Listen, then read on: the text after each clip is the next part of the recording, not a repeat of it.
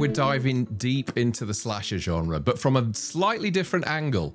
My guest is someone who's built one of the biggest horror communities anywhere online. He's the man behind the Slasher Trash Facebook group, which has grown to over 200,000 members and become a real hub for fans of the genre.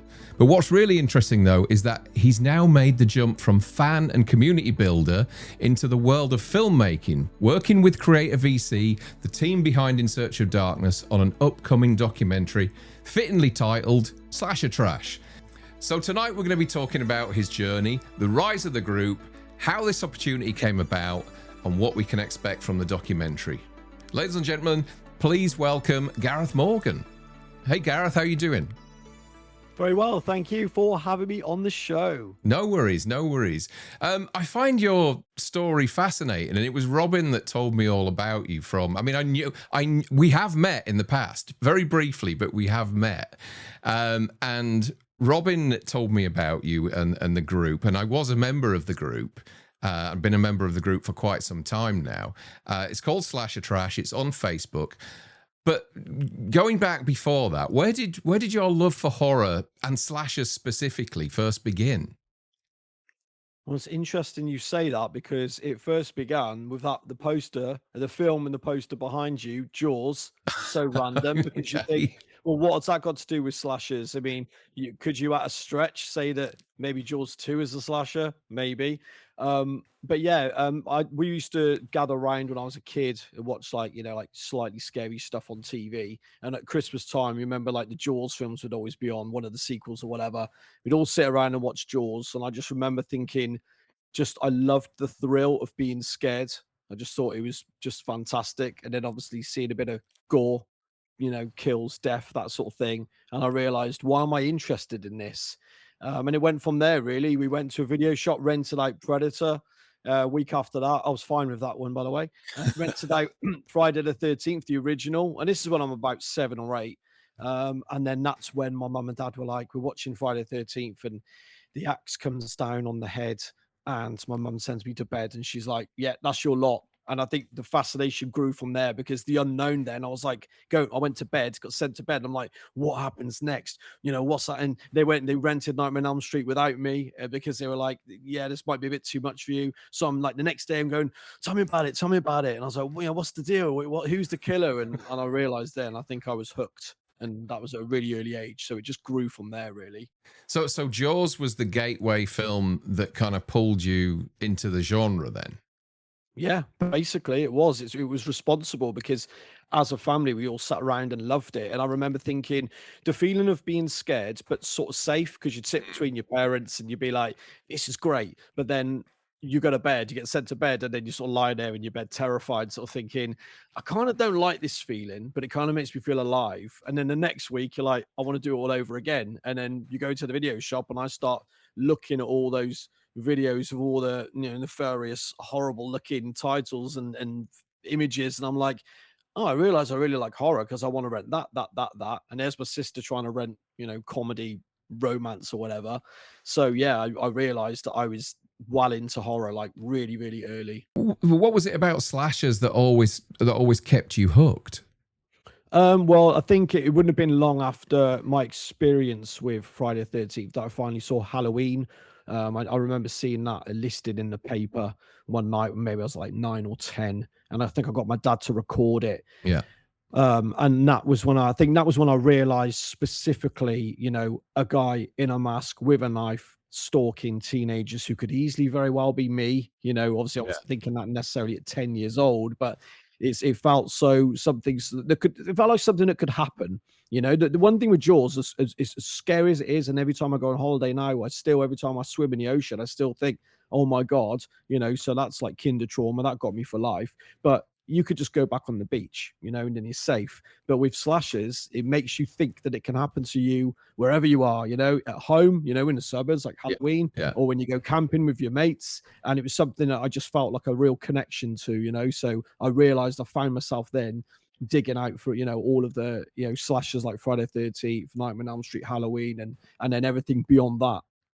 So is this kind of like, are we talking mid 80s here? I mean, because my journey began sort of in the sort of 80, 81 in the video stores, right on the cusp of the video nasties period, sort of experiencing all of that. Is your journey around that point, or is it slightly after, or? I don't want to wish time away, but because I do wish I was around for the sort of the whole video nasty era. I'm 44, so I was born in 81. So for me, it was kind of late 80s, then Yeah. early 90s video shop, and obviously at that time, video shops were still booming. I still remember, like Freddy's Dead coming out, and everyone just raving over it and grabbing the 3D glasses and stuff, and seeing all the posters and the standees everywhere. So most of the video shops I went to had a decent selection of all the old videos and stuff, and they did start re-releasing. You remember Vipco started re-releasing Well, like nasties. Burning and stuff, all massively cut. The Burning and the Slayer were the two ones that were always on my local. And I remember picking up the cover and looking at the back, and they never even put screenshots on the back. And whenever there was never any screenshots on the back, that's always what used to make me think this must be the worst thing ever, because they're not even allowed to show you an example. So that used to freak me out. But then I'd look on the bottom and it would say, BBFC have cut this by 18 seconds, whatever. And I remember thinking, well, if you're not going to see what's in it, what's the point? Yeah. Yeah. But then later, obviously, they eventually ended up getting released uncut, which made me very happy. So you have this vision for this Facebook page. At what point did you decide to put that together? How long ago would it have been now? It's been going for quite some time, right? Yeah, 2017, so like 9 years. It is weird actually, because about 10 years prior to that, I did actually have a website, a horror remakes website. And again, I don't really know why I did that, because I'm more specifically interested in slashers. But so I sort of messed around with this horror remakes website, pitting one remake against the other, write reviews for them. And I think I realized I kind of got burnt out and bored quite quickly, because there's a lot of remakes out there, films in different sort of genres like supernatural and stuff, which I like, but I don't have the same sort of passion. So I just thought, you know what? All I want to do is track down these slashers that I haven't seen, the 70 slashers, the 80 slashers. I was like, I want to see all of them. I want to collect them all on Blu-ray. And I was like, I want to find a way of like sort of documenting that journey. So I started up the Facebook page, Slasher Trash, and talking about obviously the franchise stuff, because I love that, but focusing more on the more obscure ones and seeing what other fans are out there who, who like these little crappy, trashy, obscure slashers. Yeah. And it turns out to be way more people than what I thought. So did you have a clear vision for it, or did it just kind of evolve sort of organically? Yeah, it definitely evolved organically. I don't think, I mean, if you'd said to me like 9 years ago, like I'd be like executive producer on several indie films, and then, now helping produce this documentary, I would have been like, well, yeah, that's amazing. And obviously I would have said yes straight away, but I would never have envisioned it. I just thought I was just a fanboy sharing my passion for slashers and hoping that other people would maybe join in for a chat every now and then. So, it'd be nice to just find someone who's also seen these slightly obscure slashers, because where I'm from, there's not many people, at all who are into, there's people into horror and stuff. But I used to frequent the Arrow. I don't know if you remember, like Joe Blow, that Arrow in the Head message Oh yeah. boards Yeah. back Yeah. like the late 90s, early noughties. Yeah. And Pizzowell, the Yes. YouTuber. Yeah. Yeah. So I met him like on those forums like 25 years ago, chatting about slashers, and that's when I realized there was so much more out there. So it kind of came from that. It just took a long time to actually get put into action. Yeah, I was going to say that. Was it in the early days when you first launched it? Was what was growth like? Was it slow, or did it kind of catch fire fairly quickly? Yeah, it was weird actually, because it was. I certainly remember every time I got like 100 new followers, I would sort of say 400 followers and do like a little graphic of a slash or whatever. And I do remember thinking first like year, 18 months, 1,000 followers, maybe 2,000 sort of thing. But then it's sort of maybe like 3, 4 years ago, you'd post something and it would get 30, 40,000 likes, and then you'd gain, there was some weeks where I'd gain 3, 4,000 followers in 1 week. So Facebook obviously just decided, maybe it was at a time where Facebook was thinking we're massively in competition with you know, Instagram. Oh, well, Instagram, obviously, I think, did they buy out Instagram? They're Meta now, aren't they? Yeah, yeah, I yeah. can't remember where they were at the time, but whatever. It felt like Facebook were doing everything they could to keep people on Facebook. Don't go away. So, like, they were showing everyone's post to everyone and like creating this hub where no one wanted to leave. So I was getting massive engagement on posts, just sharing posters of new slashes and talking about old ones, and these posts would set on fire, and you'd have, honestly, there were some days I wouldn't be able to keep up with the comments, you Yeah, know, yeah. because I work a full-time job. So yeah, that's when I realized, I was like, oh, there's loads of slasher fans like that. I knew there was, I just didn't know they'd all come to my page, you Uh, know? well, so you're building this community, but at what point did you realize that, hang on a minute, it's kind of running away with itself here? This is becoming something bigger than I expected. Well, that was when Robin got in touch with me and said, let's make a documentary. And that's when I was like, okay, I've sort of made it in my little world, in my little way. That's how you know, because I was a massive fan of the In Search of Darkness docs. And I remember watching them saying, these are the best documentaries of horror, 80s horror I've seen. And I've got all the slasher ones, and I've seen quite a few other 80s ones. And then, yeah, one day they posted saying, what would you like to see from us next? I think it wasn't long after the In Search of Darkness 3 came out, part 3.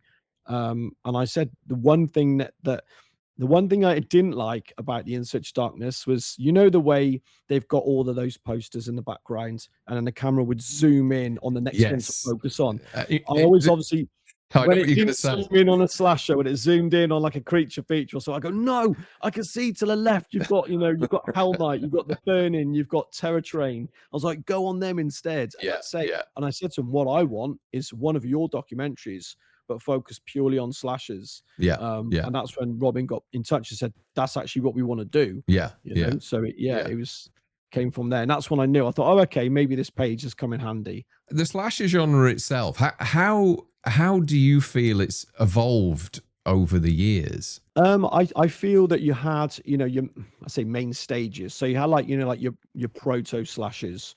So everything, like, say, that comes, say, before Psycho, that have got elements of slashes. And then you had, like, your Psycho and your Peeping Tom, and then you had Last Twitch of the Death Nerve, Bay of Blood, Yeah, and you had your Giallo, and then you could sort of see like a structure sort of being formulated through that period. And then obviously what you actually hit your full-fledged slasher, the golden era, when Halloween, Black Christmas, and then sort of Halloween hit 78. That 6-year period from 78 to 84 is like your classic slasher golden era. And then I feel like it then evolved into supernatural slashers once it started to get a bit tired. 84, 83, 84, fans weren't into them as much anymore. I wouldn't say diminishing returns, because like films like Friday the 13th Part 3 still did big money and so on, and Final Chapter did big money. But generally, other slashers weren't really getting enough attention. And I think fans were like, oh, guy with a knife, great, with a mask, who cares? So Wes Craven sort of reinvigorated the subgenre by creating like Freddy Krueger. So like it sort of evolved into supernatural slashers. And then obviously we all know then that they kind of died a death again in the 90s. So Wes Craven just went, oh, I'll do it again. And then out comes Scream, your meta slashes. And I feel like we've stayed in that zone now for the last 30 years. I feel basically every slasher you watch now is either meta, very meta, or a love letter to the 80s, yeah, yeah. which I'm not saying I've got a problem with, but it does feel like that's kind of, I don't know where we can go from here, put it that way. It's tough, isn't it? Because obviously we've been riding a sort of nostalgia wave over the last 7 or 8 years since the likes of Halloween 2018 came along. But I mean, what do you think fans respond most to? Is it nostalgia? Is it new slashers nowadays, or is it movies of slashers that are more brutal? Because we've had a lot of those over the past 15, 20 years as well. Yeah, I think sort of two sort of main points are, yeah, I agree, the whole nostalgia, because let's face it, when Halloween, Jamie Lee Curtis said she was coming back. Halloween 2018, massive success, great film. Obviously, Scream 7's just done ridiculous box office. So these known IPs, these known franchises that have got really strong legacies, and there's no doubt in my mind that if a new Nightmare on Elm Street film came out, if a new Friday 13th film actually could come out, get away from those legal troubles, I've no doubt they would absolutely smash it at the box office. But then if you want to think, well, let's try and celebrate other avenues of the subgenre, then you're looking at something like Terrifier, coming from those sort of really crowd-funded indie sort of background, obviously as original slashers did back in the day. We're not talking 45 million Scream 7 glossy production. We're talking Terrifier 1 and 2, especially low budget stuff, but very, very gory. Fans clearly wanted to see that gore on the big screen. They want to see really, really explicit kills, which kind of now takes us back to the early 80s when Friday the 13th said, let's do Halloween, but let's just throw in loads of kills and make them gory. So we have sort of come full circle in a way, but I love the fact that these Hollywood studios aren't necessarily dictating what we watch now. They're not going, oh, well, you could see this, you could see that. We're going, we want to see Terrifier 3 on the big screen, and we want it to be really, really brutal, bloodthirsty, and we will pay money to go and see that. So Hollywood has sort of lost their grasp a little bit, I feel, in that respect, and I think that's a good thing. Yeah, it is. It's an amazing story. I mean, like, I know not everybody that likes slasher movies like the Terrifier films. Some people tend to think that they go that little bit too far. And there's always that question there are boundaries as to how far that they can go. And what we get in with the likes of the Terrifier movies, is it more, or is it just more of the same with each film that comes along? For me, it just, the bedroom scene in Terrifier 2 feels like one of the most brutal scenes across. That was the scene that really pushed it, I think, as far as things can go. And then everything after that just seems to be more of that, if you know what I mean. Yeah, 100%. Is there anything within those films that you think has pushed it as far? What would you say across those three films has pushed it as far as they can possibly go? And do you think they can go further with a fourth movie? I mean, yeah, I totally agree with what you're saying. I mean, when I watched the second one, and that scene, the bedroom scene where the girl's like crying for a mum and stuff, like, I was just like, wow, this is like the first time I've been sort of shocked by the level of sort of gratuitous violence sort of thing in a long time. And I'm not gonna lie, I loved it. However, I'm not actually a gore hound. I'm not, but I also do like to feel. I like to feel emotions, because like seasoned veterans like us, we don't get scared anymore, whatever. And I think when you're watching a slasher, you may enjoy it, but we have kind of all seen it before. Yeah. So part of me did enjoy the fact that I was like, such a visceral experience. I was like, oh wow, like they really are going all out for this, and while I don't necessarily look for that in a slasher film, I was really excited for Terrifier 3, because I was like, what more can they do? And then I know that then it was the whole tease of, are they going to kill kids? And that's what kept social media awake for a year after that first teaser. And that is sort of more off screen, but that is kind of where they went. So yeah, I must admit, after that, once you've sort of killed kids, what more can you do? So I must admit, I do think Terrifier 4 is going to be really difficult. I mean, again, if it's marketed as the last one and it closes the story, that might well be enough for slasher fans. But I don't think we're going to see anything new. No. I'd love to think we will, but yeah, I think it'll be more of the same. What you can't top, say now, the chainsaw scene in the shower in Terrifier 3. Yeah. What are you going to do? You've got a chainsaw. What weapon can you use that's more outrageously bloody than a chainsaw? So yeah, it does kind of feel like they've peaked with that series. But the thing for me is the fact that it's keeping the conversation going. It's keeping slashers relevant still. It's keeping them on the big screen, which is where where ultimately we want to see these films. And so he's done, I think I prefer the Damien Leone story about how he's got these films together. The fact that the success that he's had over the years with these movies is just incredible in keeping this subgenre thriving. Yeah, thriving or current still in 2026. I think he's done a tremendous job. But for me, I feel like it's time for him to it's time to finish this now and then show us what else you can do. Because if you can apply what you've learned over the last few years to another subgenre, it'll be really interesting to see where he can take this. Yeah, yeah, totally. I mean, there's a lot of fans out there who don't like the Terrifier films for, for a number of reasons. But like you said, totally respect the fact that they have put slashers back on the map again. In terms of original slashers, yes, I know it now is a franchise, but Art the Clown is whether you love him or hate him, he's the most iconic slasher villain that we've had since Ghostface. There isn't anybody in the last 30 years that's had the same sort of impact other than Ghostface that Art the Clown has. So you've really got to pay attention to that, because for years, as we just discussed earlier, Ghostface and Scream, that's big box office. Michael Myers, Halloween, that's big box office. But those characters have been around for a long, long time. So unless you're going to just constantly make Halloween 14 and Scream 22, we do need new blood to come through. And I know there's a lot of fans that go, but he's just a killer clown. We've seen that before. Yeah, okay, we have. But at the same time, no one's as iconic as Art.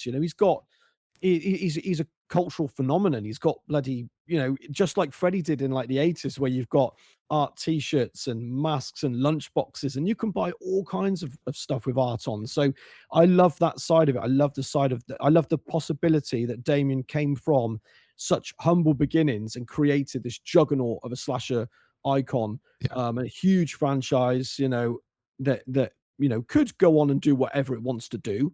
But you are right. Ultimately, he's going to have to pass the baton and maybe try something else. Yeah. Having said that, though, do you think Art is a pop cultural icon now that can sit on Mount Rushmore alongside Freddy, Jason, Michael, perhaps Leatherface or someone like that? Do you think he's at that stage, or do you think this, maybe after a fourth film he may be there? Yeah, it is really a tough one, because I'm real loyal to, like, the classic villains, but I've got to say, I see just how much fans respond to him, and having like been around in like sort of like starting off like in the early 90s, when no one wanted to talk about Friday the 13th or Halloween or anything, I've got to stand up and sort of say, hats off to him. For me, I don't know. I mean, I think I actually did a Mount Rushmore post, and I did put on it, I put um, Ghostface, Freddy, Jason, and Michael, and I got loads of grief for not putting Leatherface on it. So I did say Leatherface would be next, and then it probably would be Art the Clown. But yeah, he's up there, and I know for many, so anyone under the age of 30, he's on there. He's on there for most of them, I'd say. Yeah, yeah. So back to the Facebook page. You've got 200,000 people, or 200, was it 4,000 subscribers you've got now? Yeah, I think so. Close. Yeah. How do you balance your time to be able to, because obviously there's a lot. What I like about it is it's very clean. It's very you don't allow people to post on there without your permission. You control everything that goes on there, which is great, because a lot of these Facebook pages are just full of memes and everything that people have posted, and it looks incredibly untidy. You obviously you're the curator there. You post whenever you want. It's all your content. How do you balance time to be able to do that and also respond to the thousands of comments you must get on some of those posts? It is difficult, yeah, because they're working like a full-time job and stuff as well, and having a social life. There are some times where you'll post something and it will kick off, and it'll be a more popular post than what maybe you thought it would be, and you're like, oh, I posted this at 9 o'clock on a Friday night, and I'm out with my mates or whatever, and it's like, and you're getting all these comments, and sometimes you just think, right, I can't let this dominate my life. I'll leave it till tomorrow and maybe respond. And sometimes you got to be selective, with what you respond to, and it can be difficult. It was a very conscious decision from the beginning to make it a page and not an actual group. I know the two very, very similar, but being a page means that no one else can post but me. Yeah. So yeah, so I'm in complete control of it. If someone's an arse, then they get blocked or Yeah. banned or whatever, and that's it. Um, but yeah, I'll always try to keep interesting conversations going. So, I'm not trying to say to everybody, please don't comment, engagement's great. But if it's just one word answers, like, if you say, oh, what do you guys think of the burning? And someone says sucked or great, with all due respect, thank you for your comments, but there's nothing more to say, But Yeah. Yeah. if someone comes up with something, a nice bit of, analysis, and oh, I really love this scene or whatever, then you can get a conversation going that way. So I kind of tend to respond to the things that pique my interest more, Yeah. Yeah. and then do it that way, and it seems to be working. I'm sure some people feel ignored, but they can always message me and say, tell me off. And then I'll say, I'm really busy. Sorry, mate. But I will always try and get back to as many people as possible. So you're doing your thing. You're either out at the pub, you're at work or whatever, and all of a sudden, a message comes through from Robin Block saying, "Hey, we want to make this documentary. We want you to be involved." How did that work? How did that all come about? And what was your initial reaction when he approached you? Well, he basically, yeah. So when I commented on their post saying, "What would you like to see from us next?" and I said, slashers, focusing purely on slashers, and then he wrote back and said, "Well, yeah, actually, I've been meaning to talk to you about that." And then he sent me, I think he either messaged me or sent me an email saying, I've been watching your page from afar, and I love the community that you've built, and I can see how fast it's growing. I'm seeing every other day. It feels like a post of you saying we've got this many followers and so on. And he said, clearly there's something there.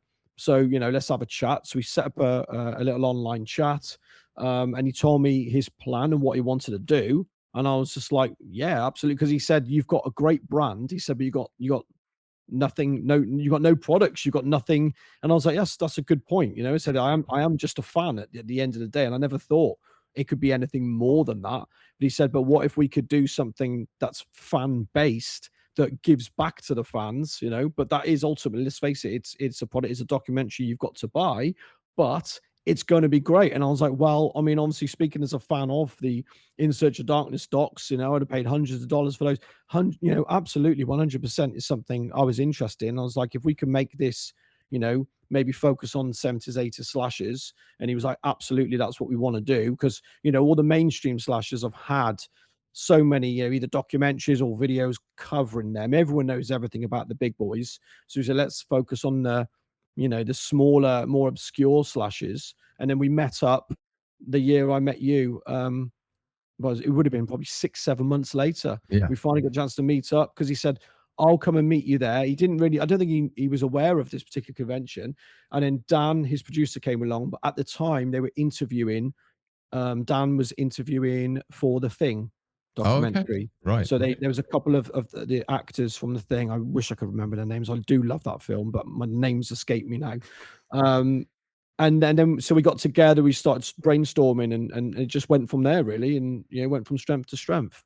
So what's that transition like? Like from running a community like you're doing to all of a sudden finding yourself being an exec producer on a documentary about your base, essentially your passion. Well, it was interesting because obviously to start with, we were like, right, because David Wino, who's directed, I think all three of the In Search of Darkness, is now doing, I'm trying to remember what he's working on at the moment, but basically it's like we need to find a writer director. So then sort of there's me, Daniel Richardson, our producer, and Robin, and we're sort of all brainstorming, and trying to advertise for writer director, and we got lucky really, and we sort of I can't even really remember how it came about, but we sort of reached out to Michael Gingold, and obviously the funny thing about Michael is I used to buy Fangoria back in the day, and his articles were always the ones that I was most interested in, and I'd always look out for him. So we met up with him, and and it went brilliantly, and he was like, oh yeah, he's like I don't know all of the slashers. He said, I'm sure there's plenty that I haven't seen. He said, but I've seen a lot of them. And he said, and I know, the trashy ones and the ones that do get celebrated. So he was really, really keen. And I really enjoyed his Spookies documentary as well, which was, I think, Vinegar Syndrome, really Spookies. And I bought that. And, yeah. And he won, I think he won a couple of awards for that one as well. So he was just the perfect fit, really. But yeah, for me, obviously having to have regular meetings and then map out what exactly the documentary is going to be about. It's a very, very interesting process, and it's weird having all these really, really talented people do something that ultimately is carrying my name, if you know what I mean. Like, because slasher trash is my thing. Yeah, So now I've got to like sit back and go, well, I trust you guys. I know what you're doing. It's weird. It's like everyone has different ideas and you've all got to agree. And sometimes you don't agree, but it's working, put it that way. excellent, excellent. So what can fans expect? I think you've already teased already that it's more about going into the sort of lesser known titles, the more culty ones, rather than the kind of big Hollywood mainstream slasher pictures. Yeah, I mean, we decided quite early on that we obviously have to touch upon the main franchises almost as like a jumping off point to go. Mhm. If you're going to be talking about camp slashers, then you're going to maybe start a Friday the 13th, and if you talk about suburban slashers, Halloween, and so on. But yeah, more using them as jumping off points, then go, yeah, you've seen Friday the 13th, but have you seen films like The Burning and Madman? And I know for many slasher fans, they're quite well known, but we obviously are going to delve into even deeper territory. They're just examples. We're going to go, there's some films in there that I can guarantee that some fans would not have seen before, would not have even have heard of before, and will watch the documentary and be like, what the hell is that? Why have I not heard of this?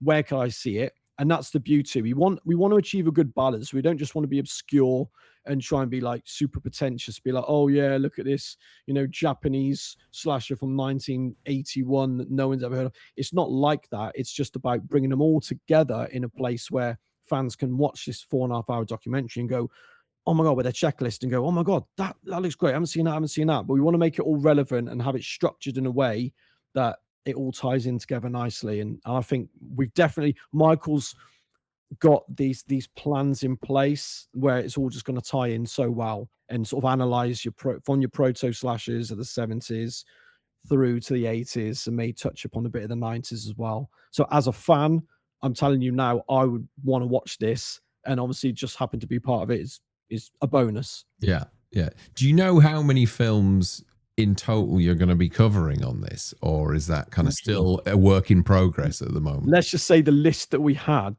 to begin with, because we are like, right, let's put a list of all the potentials and so on. Yeah, we're obviously talking about hundreds and hundreds of slashes, and it's just a matter now of us will sort of going through them all and saying, right, which ones are going to get cut. It's difficult. It's really difficult, and we're still relatively in the early stages, so nothing's ruled out yet.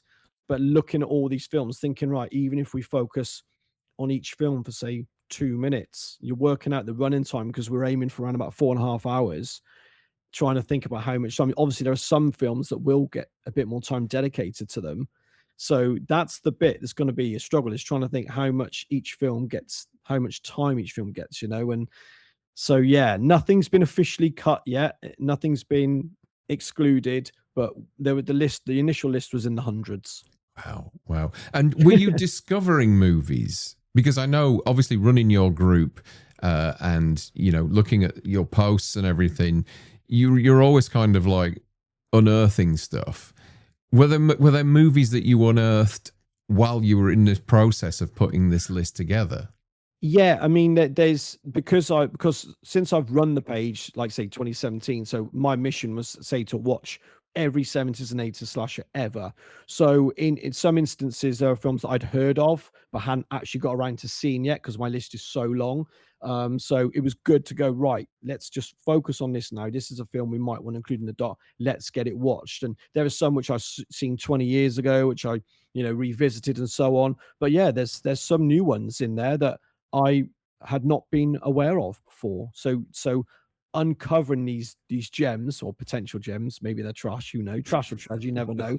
It's been really, really fun, having to really dive deep, and discover some films that I was like, how did I not know this existed? So I'm learning new things along the way. It's been a really interesting process. Was there a moment, during production or during this process that you're going through at the moment where it kind of hit you and went, shit, is this really happening? Is something I've created on Facebook all of a sudden going to become this movie that's going to sit alongside the likes of In Search of Darkness, Aliens Expanded, The Thing Expanded, all these great titles that Robin and his team have put together?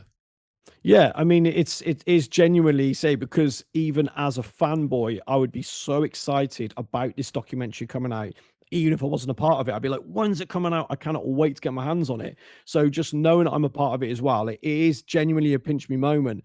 But Robin, like he's just like the nicest, just chill guy ever. I mean, he gets stuff done and he goes, "This is what I want," but he's just such a nice guy. Dan Richardson, our producer, he's amazing in what he does, just like Robin. And Michael Gingold is like Michael Gingold is like a legend in our eyes, but he's so funny. Whenever we're on our chats, he acts like you wouldn't even know that he is this really well established, legendary, iconic journalist who horror fans just like hold in such reverence. It's the way he was the ex-editor of Fangoria, right? He's a former editor of Fangoria, yeah. And it's so crazy. So when we have our weekly meetings, there's no ego. So it's kind of funny. So like, yes, I agree with you. It is like a pinch me moment. But when we're all chatting, we're just talking about a documentary, or sometimes saying what films we watched this week, just catching up. It does just feel like you're hanging out with a bunch of like-minded people, and then you sort of go, "Oh yeah, of course, we're making this really wicked thing that it's like you said is going to stand the test of time." I don't even want to be big-headed when I say it's going to be the best slasher documentary ever, because I know and I fully trust the team that's working on it. Yeah. So like, yeah, it is kind of weird. I feel like sometimes I'm definitely not pulling my weight, but at the same time, I'm not the writer director. And Dan, the producer, hands-on, amazing. But I do also know that I do come in handy when they need certain things to be looked into regarding slashes, details, things like that. So yeah, it's definitely a pinch me moment. Yeah. How important was it for you to represent the members of Slasher Trash by getting involved with this project? Well, I knew obviously from all the conversations and the friendships I've built up over the last sort of almost 10 years, that we are so similar, that I knew that they would all be 100% behind the documentary. And I knew that they'd be just buzzing to see what films were covered, because, there's slasher fans who like your big franchises and so on, sort of almost like, let's say casual slasher fans, but, they just happen to prefer the big ones, which is absolutely fine. But then there's also the real hardcore ones who love watching that piece of crap Sledgehammer from 1983, VHS style trash grain, like made on a budget of like $80 type thing. And those are the ones we are sort of, those are the fans we are sort of will be catering more towards. But at the same time, we know there's going to be enough in there of like the cult classics that will keep everybody happy. So yeah, obviously being like the fact that Slasher Trash is essentially like my brand, I want to make sure that it's something that represents me as a fan, and it will be a piece of work that I will like love and respect. But I know it will, because I trust them and I know they're so good at what they do. So I don't have any worry. I've never really had any reservations at all about what we're doing. It's just, let's get it done, Looking back at what you've done and what you've achieved so far, what are you most proud of? I would probably say one thing Robin always says, he says that he seems to think it's my sort of dedication and commitment and sort of discipline to just post all the time. Like, you clearly love slashers. You are representing the slasher subgenre every day. It's like living and breathing it. So I suppose that really, because I at the core of it, I just wanted to be somebody who helped keep the love alive and to help keep the subgenre thriving. Just in case we have another moment like in the early 90s where it kind of sort of dipped, and just in case another Scream doesn't come around to revive it, I'd like to believe that I'm somebody who will always keep it partially in the limelight. So I suppose that's probably what I'm most proud of, is just shining a light on the subgenre that I've always loved. At this moment in time right now, what does it mean to you personally? Well, I mean, it does. I like the fact that it could open the doors for for more, more opportunities. Obviously, if this one does really well, who knows? You might see a sequel. It's a slasher documentary. So, and I do get involved in a lot more indie slashers. I get filmmakers coming to me saying, do you want to be a part of our project? And I'm quite passionate about that as well. I noticed that. Yeah, I noticed because I was looking. I know you have an IMDb link, and I had a look on there just before we came on tonight. And there's not just that you're exec producing this, but I noticed on the page as well there was a few other titles that. There's probably about half a dozen, maybe more titles that you're exec producing on. Are those things that you've helped to crowdfund, or are they actual projects that people have approached you about and said, "Can you help us out with this?" Yeah, it's like a little bit of everything. There's a few on there that I just literally, I say, helped finance. There are some that I helped finance more than others. I don't want to talk money, but let's just say I have spent a bit of money in the past, and I've learned from those situations. But it's all been good. It's all been a learning curve. And I got myself into a position now where normally if I say to somebody, if they come to me and say, do you want to be a part of this project or whatever, I'll say, well, this is what I can do for you. Obviously I will promote the hell out of your film to make sure that as many eyeballs get to see it as possible. And then we sort of work in conjunction that way. So I serve as like an executive producer, but in the way of sort of marketing and promotions. Yeah. Yeah. And there have been others where it's been a bit more personal, like the very first film I was EP on was 13 Fanboy, which, don't get me wrong, a lot of people did not like that film, but Corey Feldman's in it, and it's written and directed by Deborah Ford, the lovely Deborah Ford. He's gone Friday the 13th Part 5. I was such a big fan of Friday the 13th, and I got talking to Deborah many years ago. We were chatting, inboxing about death scenes and stuff for this film she wanted to make. I ended up getting involved as EP, and we had a London premiere and stuff in a nice, cool little venue. There's about 30-40 people in there. And I got to spend 2-3 hours in Deborah's company once everyone left, and the lead actress as well. And we just got to catch up on everything that we'd been through, sort of thing, and her whole career. And it was just such a great experience. So it kind of went from there, really. Every time I got involved in a different film, that was kind of always the goal, to try and make it as big a splash as possible, because indie slashers obviously can just literally come out dime a dozen, land on Tubi, and then never be seen again or whatever. And that, I guess the goal is to try and highlight these slashers and turn them into maybe the next Terrifier. I think that's the aim. Hasn't happened yet. Fingers crossed. But you have the reach. That's the thing. If people come along and want you to help out, you can just make a post, and you've got that reach there. 204,000 people to, and who knows, a huge bunch of those might share it among other fans within the community as well. It's I can see exactly why people would reach out to you on that.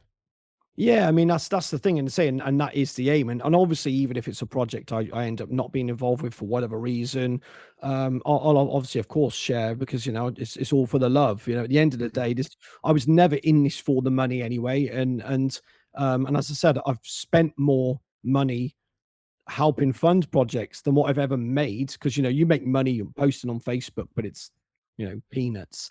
So it's like I've always been in it for the love, never for the money. But if ever an opportunity to make some money comes around and it makes sense and it's doing the right thing, of course, but ultimately I'd just be happy if I could help push, promote a slasher that could maybe go on to become the next big indie hit and create a franchise or whatever. That would be great. And I am kicking myself that I didn't get involved when Terrifier 2 popped up on the crowdfunding platform. I should have, but I didn't, and it is what it is. And I'm not sure you pronounce the surname, but Michael Levy, who's part of the Terrifier team, who made Stream.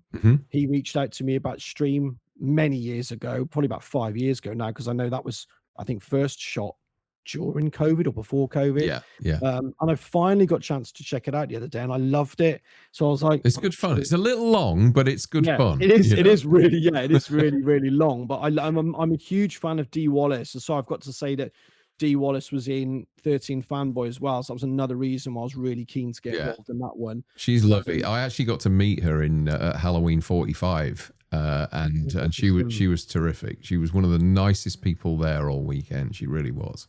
Yeah, I'm jealous because I really want to go to that. That would have been amazing. Well, you can come to H50 with us all. H50, yeah, that's it. Yeah, that's what. When's that going to be? That's 2 years time now. 2 years. Yeah, 2 years in October, I think. So, yeah. If you've got time, I've got some questions from my members that have been posted. So, would you mind answering some of those? No, absolutely not. Let's go. Okay, so Jason Pierce says, is there a particular slasher film that he personally champions that isn't as popular as some of the well-known slasher films?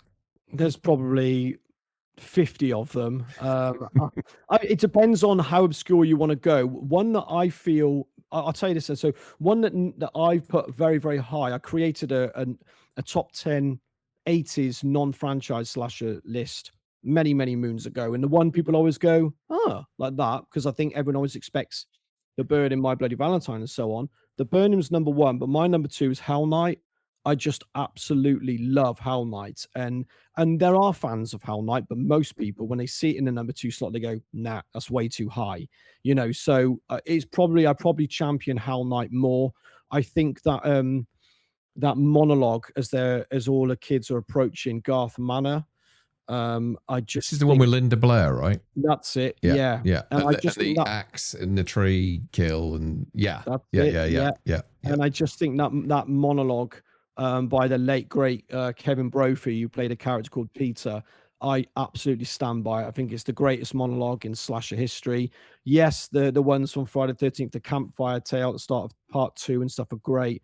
But the monologue in Hell Night, if anyone hasn't seen it, I'm sure you all have, but if you haven't, go back and watch it and watch that monologue. And it really does set the scene. When he finishes the monologue, the camera just looms on Garth Manor, and it does make you think, wow, these kids are in for a rough ride. It really does set the tone brilliantly. And I champion it and I love it. But most will say, yeah, I like it, but shouldn't be as high as number 2. Mutual friend of ours, Barry from Wolfman's Got Nards. I'll slightly rephrase his question because it's kind of been answered already. He said, his question was, what made you decide to do a horror doc, and how did you even start the process? You've sort of answered that with Robin kind of approaching you, and you're sort of midway through it all now. What's the timeline now with regards to Slasher Trash? When can we expect to see the finished film? An estimate? I know these things are always kind of moving targets a lot of the time, but when can we expect a pre-order? Well, the pre-order's happened, hasn't it? Because I've already bought into it. But when do you think we can expect to see a finished film? Well, yeah, that was the first sort of like the pre-order launch. Mm-hmm. We're gonna do another pre-sale, like the final pre-sale in October. So the month for Halloween. So hopefully everyone's got slashers on their mind. And then I think that it's basically the aim is obviously sort of like final quarter of the year. So if we do the pre-sale, the final pre-sale in October, then I guess we'll be looking to get the sort of digital copies out maybe like November time, and physical hopefully not too long after that. So that's what we're aiming for. So hopefully about another 6-7 months of waiting, and there will be something tangible for someone to. It's been a long process. That's another thing as well. It's a real eye-opener seeing just, I know that movies take a long time to get made, even indie movies, but my level of respect for documentary filmmakers, it was always high anyway, but it's just gone through the roof, because I think me and Robin first started talking 2 years ago. So this has been a long process, but wow, like the commitment and the dedication that Creative VC have, because they want to take their time with these things and they want to get them just right, you know? And I'm like, wow, hats off to them, because like, I imagine these things get knocked out in 6 months, you know? I was so wrong. Yeah. But it'll be worth the wait. It will be worth the wait. Oh, I can't wait. I can't wait. Honestly, I was lucky enough to get a screener, an early screener of an assembly of The Thing Expanded last year. And to be able to see it, you know, part way through the process. And I'm hoping at some stage the same will happen with Slasher Trash as well. So we can, you know, I can take a look at it and maybe help feedback and things like that, as I did with The Thing Expanded. So that'll be really cool if that happens. But I think you might be lucky. Yeah. Hopefully. But yeah, thanks, Barry. Thanks for the question there. Brandon Collins says, Hello, Gareth.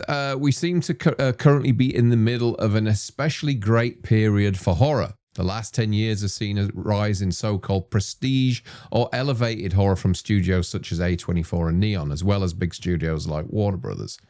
The one subgenre that has seemed to struggle a bit are slashers. While there's been plenty of micro-budget films produced for streaming services and an occasional huge hit like Halloween 2018 or Scream from the last few weeks, why do you think this subgenre is lagging behind while others flourish?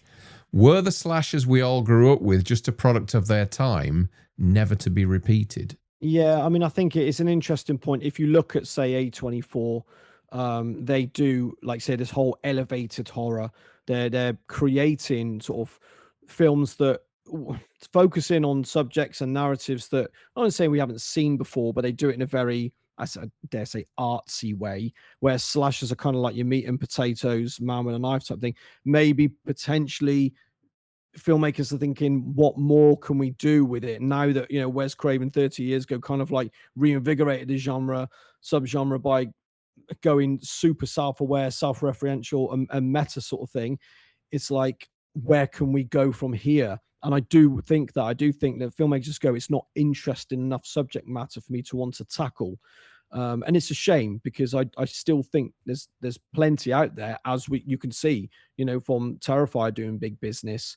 So I just think maybe it just doesn't challenge filmmakers on a sort of creative and technical level. So the really good filmmakers just go, oh no, a slasher, almost a little bit in like a pretentious way, because a lot of people think elevated horror is quite a pretentious term, don't they? So yeah, that could be it. I mean, I don't know the answer for sure, and I know there's plenty of indie filmmakers who want to make slashers, but maybe A24 get to grips with this Texas Chainsaw Massacre Maybe, thing. yeah. And It does seem to be a subgenre that kind of goes underground for a little bit, and then obviously now and again one or two will just shoot up and be successful, like the Screams, like the return of things like Halloween. I'm sure at some stage over the next few years we'll probably get another Friday the 13th, which will be on the big screen again. But it would be nice, as well as, pushing Terrifier aside, because that's obviously coming to the end of its cycle now. But it would be nice to get something slightly different, a different slasher to come along, a brand new, fresh entry that hits our cinema screens and kind of just keeps it alive from a kind of, a theatrical standpoint. yeah, I think what's been lost is that we remember when we were kids just how much like Michael Myers used to scare us, and Freddy, and even Jason, like Pamela Voorhees in the first Friday the 13th, when she's going, kill her, mommy, she's doing the voice for Jason. That stuff's all really scary and creepy. And I know we're all adults, and I know that stuff doesn't scare us anymore. But at the same time, there are new generations coming through watching these films. They're 18, 19-year-olds discovering the classics for the first time. And one thing that I think that filmmakers seem to not even make an attempt at with slashers is to make them scary again. Like, look at Black Christmas, that is a masterpiece. I'd even argue the original Black Christmas is the greatest horror film ever made. And again, I know that many wouldn't agree with that. I love Halloween. Oh, I know a man that would. I know. Yeah. Dave McRae. Have you seen, I've got to ask you this, have you seen his sequels? Yeah, I have. I really like him. Yeah. I really like him. And I think Dave has done a fantastic job on them. And yeah, I think, there's an argument for The Thing. There's an argument for Halloween. There's an argument for Black Christmas. And it's two things that come up for me in these slashers, modern slashers, is the art of the chase scene has kind of been left by the wayside a little bit. I mean, come on, let's get some chase scenes. It doesn't all need to be the money shot graphic kill, and just trying to make it scary. Like a killer lurking in the shadow sometimes can do a lot more for your imagination than an axe going through someone's head. And if you are going to have a payoff, then maybe try and create some genuine scares before that. Mike Flanagan's Hush. Seen that one? Yeah, like I've seen Shush as well. The black and white version, Shush. Oh yeah, that's right. Yeah. So So something like that where you can build suspense and a bit of terror, you know? It doesn't just have to be a big dumb guy in an axe. Because I noticed the ones about the nostalgic slashers as well, is they do tend to go down the comedic route, which don't get me wrong, I can have fun with that. But I do also think, you know, and I don't want to offend anybody here, but that can be a little bit of a cop out to a degree because everyone's humor is different. So if someone's watching, goes, "Oh, well, that was rubbish. That's just stupid humor." Oh, well, we were trying to be funny, or oh, we were going for goofy. It's very easy to just go, well, yeah, we weren't trying because it was just supposed to be a laugh, you know, and poke fun at ourselves. But actually try to make something scary and let people judge you on that. And that's what I want to see. I want to see a filmmaker actually try and bring back those old classic scares and the good old fashioned chills that keep you up at night, you know? Yeah. It'd be nice. Yeah. Yeah. Andrew, known as Maya's fan in my community, says, "What's your top 3 most underrated slasher films that you should have way more love than they currently do?" Let's see. Blood Tracks is one of them. Blood Tracks, mid-80s, big hair metal band get sort of trapped via an avalanche, and then a sort of Hills Have Eyes type family kind of pick them all off. That's just awesome. It's classic Okay. slasher trash. I haven't seen That's that just one. yeah. I'm gonna write that There's down. yeah, Blood Tracks is absolutely awesome, especially if you like hair metal.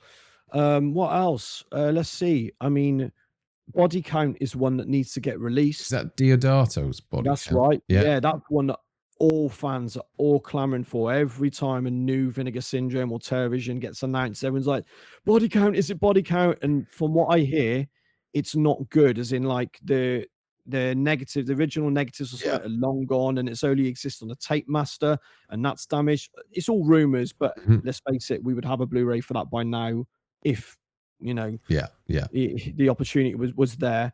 What else? There's one called The Ghost Dance, which I think is kind of underrated. That came out by Vinegar Syndrome maybe last year. That's a really good one, Okay. and it's got a really really creepy little atmosphere. So that's definitely worth checking out. But that's kind of free at the top of my head. Is I've got about 100 that I think deserve more love. So that's So tell him to inbox me. I'll tell him more. yeah. Blood Tracks, Body Count, and Ghost The Dance. Ghost Dance, yeah. I think the Okay. Ghost Dance is 82, Blood Tracks is 85, Body Count I think is 86. Okay. Perfect. I remember renting Body Count Yeah. when Good Charles cover, good Napier in cover. it, isn't he? I think is Charles Yeah. Napier in it. He is. Yeah, yeah. Yeah. Yeah, he's Right. the sheriff dude That's or right. whatever, like, Yeah. yeah, Yeah. or Yeah. ranger, park ranger or something, yeah. Yeah. Jordan Moran says, "What were the formative horror, slasher, or otherwise films you experienced?" Well, we talked about some of those with Jaws, didn't we? But he Yeah. also adds, "Who recommended films to you in the early days?" Oh, okay. Well, I was just about to say no one. I found them all for myself on the video shelves. Like, but having said that, then when the advent of the internet, when I was at college in 97, big shout out to Justin Kurzweil, Hysteria Lives and Hysteria Continues podcast. Those guys are the greatest. Justin Kurzweil is the oracle. He knows more about slashers than anybody I've ever met in my entire life. So his website Hysteria Lives began in 1998. So I just used to frequent that website and I would just go, oh, not seen that, not seen that, not seen that. Fantastic. There's also another really good website from a chap who I wish we knew what happened to him. He doesn't seem to update the site anymore. It's a Slash from Above. That's another Okay. really good website, which just has scores of reviews of old slashers. So you could just go through his A to Z and go, what's that? Never heard of that. So those, but Justin, especially Hysteria Lives, that was my source. And if you haven't got his book, the Teenage Slasher Movie book, that's excellent. One last question from Bionic Zombie. He says, "Are there any particular slasher films with deleted or cut scenes or alternative scenes that are missing that you wish could be rediscovered and re-edited back into the movie?" Probably half of Friday Part 7, I think. Yeah, that you literally just nailed it. Oh, really? Is that? Sorry about that. I thought you might know some more. No. I mean, well, that one, and also the double drill kill from My Bloody Valentine, which got damaged. George Mihalka has said many times over the years that was one kill that they couldn't. I can't remember whether they lost it or the print was so damaged that they couldn't save it. And there's a kill where it's a drill bit, a double impalement. Sounds like similar to Friday 13th Part 2. And the fact that that's missing forever, oh, that sucks. And Happy Birthday to Me, has also got a whole load of stuff that's missing that we don't know if we'll ever see. There's loads. There's absolutely loads that have got stuff that was left either on the cutting room floor. It's such a shame, isn't it? Such a shame. It made, in fact, happy birthday to me. Everyone was there's a lot of fans that I say, oh, it's in my top 10. It's one of the reasons why it won't ever really break my top 10. I think it's a really good film, really polished slasher. I really love the mystery. ending. The ending is fantastic with us on the table and everything. It's just I think it's the single most expensive slasher, non-franchise slasher really ever made. But yeah, the fact that it's got stuff cut out, that's I don't know. I hate seeing it knowing that I'm missing something, you know. It's a good film. It is annoying, and it was so cool about, it must be what, 9 years ago now, when Scream Factory brought out that My Bloody Valentine Blu-ray. Initially it was a Blu-ray. I know they've done it on 4K now, but that unrated Blu-ray that came out was fantastic. You know, all those kills in all their glory that were missing for so many years. Lionsgate did it on DVD first. Oh, did they really? I had it on DVD, but then Scream Factory touched up on Blu-ray, and yeah, it is great. Even though we're missing that drill scene, we've still got a whole lot that we'd never seen before. So it is great, and it's classic. Before you go, I have 10 quick fire questions for you. Would you mind answering them for me? Fire away. Okay. First question is, which slasher has the best opening scene? Let's go with The Burning. Okay. The Frank, poor old Cropsey. Which slasher villain is genuinely the most terrifying, and why? Michael Myers. It's The Mask. When he emerges from the shadows. Yeah. As a kid, job done. Totally agree with you. With you. What's one classic slasher you think is actually overrated? I've done so many films that Felissa Rose has appeared in as EP, but it's Sleepaway Camp. I do like it, don't get me wrong, and I think the ending is one of the greatest, most shocking endings in history because it absolutely blew my mind. But everything preceding that is just sort of bog standard camp slasher that's a bit on the tame side, that I don't know why it gets so much love. I don't know. Okay. I actually don't mind it. I think it's so camp and over the top that it makes me laugh every time I watch it. I do like the it. cop I really with a mustache and all that sort of stuff. It's just painted on. Well, I prefer Return to Sleepaway Camp. So there you go. So people are going to hate me for that. I laughed all the way through that. I was like, this is absolute pure trash. It is brilliant. So. What does my opinion doesn't matter, does it? Clearly, when you say something like that. Okay, best final girl in the genre. It's Laurie Strode all the way. She's my favorite. Okay, which slasher sequel is better than the original? Friday the 13th, the final chapter. Okay, I agree with you on that. What's the most brutal or inventive kill you've ever seen in a slasher? There's loads, but the one that I always come up with is the one from The Prowler, where the guy, the bayonet, right through the head, and the guy's eyes go white. And honestly, every time I watch that, I can't see the gore gag. I feel like it's real. In every other film, even Tom Savini stuff, you can look and go, well, I know I can see the latex or whatever. I see that one, and I just think he's actually getting killed. Yeah, and that's it. It's one of my favorites. I think it's one of his favorites as well. He does talk. It's fantastic. Like you say, the white of the eyes showing and all that kind of thing. The way he's shaking and the blood going down. It's nasty. I saw that. Luckily, I didn't see that till I was about 17, 18, under the title of Rosemary's Killer. That's right. On Bravo TV back in the day. Yeah. And it was obviously cut. But then I seeked it out on Blu-ray or whatever. But had I seen that when I was like 8 or 9, I would have been terrified. Yeah, it's one of my favorites. In fact, I'm going to do a video soon on The Prowler because I love it so much. It's I love it. Yeah. 80s or 90s slashers, what's your pick and why? 80s. It's the 80s aesthetic. It's the golden era. You can't beat it. You cannot beat it. Everyone was knocking out slashers every other week. And just, the soundtrack, the fashion, the kills, everything about it. It was such an innocent time for all the teenagers running around, and they weren't self-aware. They were just like, hey, we're just going to go and have fun. And they're getting bumped off by boogeymen. And I love the meta stuff post Scream. I love Urban Legend. Rest in peace, Jamie Blanks. Love Urban Legend. But it's the self-awareness of a lot of the post Scream slashers that is great. But it's like, you're all a bit too clever now. I liked it when they're all dumb jocks running around getting killed, you know? Which forgotten deep cut deserves a full 4K restoration and reappraisal? Well, let's just say body count. That's the one that fans want. Yeah, let's go for it. Let's find body count. Someone find it. If you could greenlight one slasher sequel tomorrow, what is it? Hell Night 2.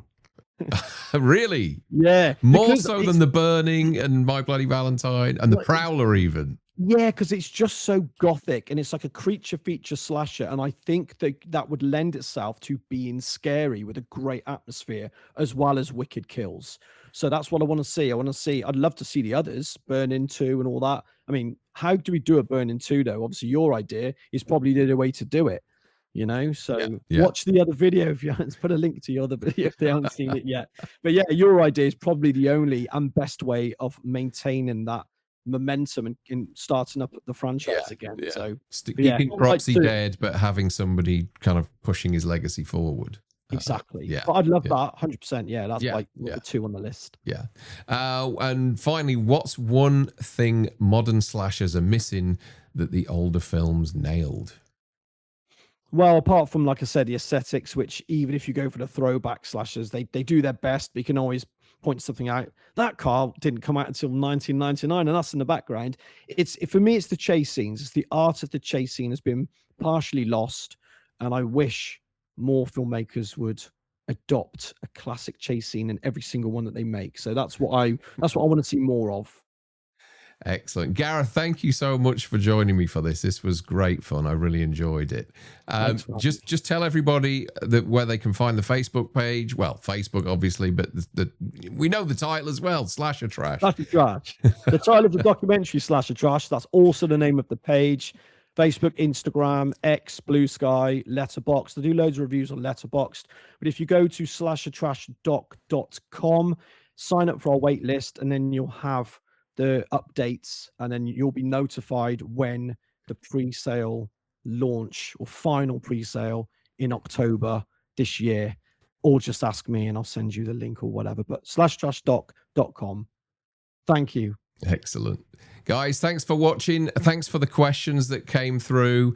And hopefully in the future, Gareth will come back on again, and we'll, rather than talk the documentary, we'll talk, I don't know, some proper slashers, and or maybe do some, have some fun and games, all that kind of stuff. If you'd be up for that. That'd be awesome. I'd love it. Thank you. Thanks for having me. Thanks, guys. No worries. Cheers. Bye-bye.